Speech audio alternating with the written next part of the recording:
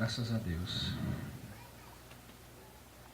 Amém. Boa noite a todos os irmãos e irmãs aqui presentes, aos vizinhos que nos ouvem. Você medite um pouco nas palavras, né? Isso aqui é vida eterna, né? Para aquele que souber aproveitar. Todo esse movimento que você está vendo aqui, desses irmãos, dessas irmãs, isso aqui é o amor de Deus em seu favor, né? Para alcançar a sua alma, porque nós viemos aqui trazer salvação, né? O irmão Waterlone falando aqui, ele disse que em Romanos 3:23 que todos pecaram e destituídos estão da glória de Deus. Mas se todos pecaram e destituídos estão da glória de Deus, e Deus sendo justo, Ele não pode trazer o homem a julgamento sem antes advertir-lhe. Ele, através do apóstolo São Paulo, escrevendo ao Tito, em seu capítulo 2, versículo 11, o apóstolo São Paulo disse: porque a graça de Deus se há manifestado, trazendo salvação a todos os homens. Se em Romanos 3:23 todos pecaram, em Tito 2:11 a graça está à disposição de todos os homens. Deus trazendo mais uma vez misericórdia, né, dos homens, porque, como eu disse no começo, Ele não pode trazer o homem a julgamento sem antes advertir-lhe, porque ele não seria justo. Então, essa é a maneira que Deus trabalha. Você vai olhar historicamente na Bíblia, desde Noé, quando a raça humana, quando a humanidade chegou a um nível tal de pecado, e Deus levantou Noé para trazer uma mensagem de salvação. A mensagem de Noé, naqueles dias, era a voz de Deus, era o requisito de Deus para que o homem pudesse se salvar. E Deus só respeita aquilo que Ele estabelece. Então, através de Noé, Ele deu mais uma vez a oportunidade do homem poder se reconciliar, como o irmão Waterlone falou aqui, que Deus estava em Cristo reconciliando consigo o mundo. Então, o homem caiu no Jardim do Éden. Quando Adão caiu no Jardim do Éden, ele perdeu o direito àquela vida eterna.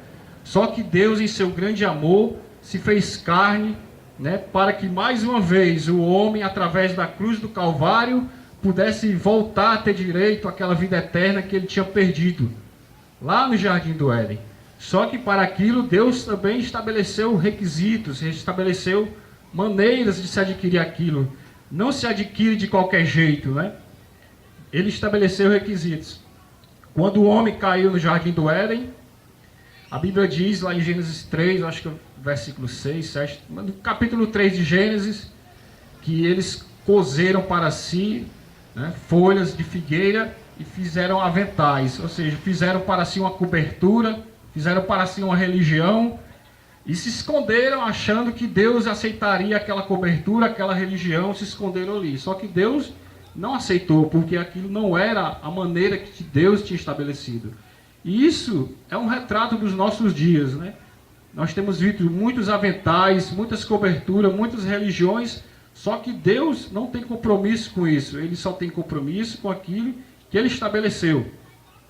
E aquilo que Ele estabeleceu, sem dúvida, foi a doutrina apostólica. A doutrina dos apóstolos foi o requisito que o Senhor Jesus estabeleceu para que, mais uma vez, o homem, através da cruz do Calvário, através da sua fé na doutrina apostólica, na doutrina dos apóstolos, ele pudesse mais uma vez ter direito àquela vida eterna que ele perdeu lá no Jardim do Éden. Então isso é o amor de Deus trazendo salvação a todos os homens. Então, isso vem ao longo das eras, há 2000 anos, esse evangelho vem pregado, essa salvação, esse amor de Deus, essa graça manifestada aos homens. O profeta Isaías, em seu capítulo 53, ele disse: quem deu crédito à nossa pregação e a quem se manifestou o braço do Senhor. Então, o braço do Senhor tem se manifestado nessa era. Deus tem nos visitado com uma mensagem poderosa, a mensagem do sétimo anjo de Apocalipse 10:7. Deus prometeu que antes de sua segunda vinda, a mensagem, o ministério do profeta Elias estaria em plena vigência aqui na terra para precursar sua segunda vinda, para trazer o povo de volta à palavra original, porque a igreja que começou lá em Jerusalém, lá nos dias dos apóstolos, ela começou de uma maneira pura, íntegra, santa, e aquele foi o modelo que Deus estabeleceu. Então, ao longo desses 2000 anos, ela se afastou um pouco daquele modelo original. ela se afastou daquilo que Deus estabeleceu. Só que ele prometeu em Mateus 17:11, o Senhor Jesus disse que Elias viria e restauraria todas as coisas, traria a igreja de volta ao que ela era antes. É por isso que nós nos anunciamos aqui um batismo bíblico em nome do Senhor Jesus Cristo, porque os apóstolos assim faziam. Se você for pegar as escrituras, o livro de Atos, existem 5 passagens bíblicas mostrando como os apóstolos batizavam as pessoas. Então, esse é o primeiro passo, é o rudimento.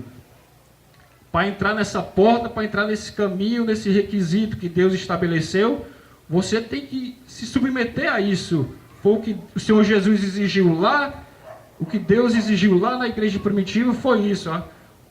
Em Atos 3:19 está escrito: arrependei-vos, pois convertei-vos, para que sejam apagados os vossos pecados, e assim venham os tempos de refrigério pela presença do Senhor.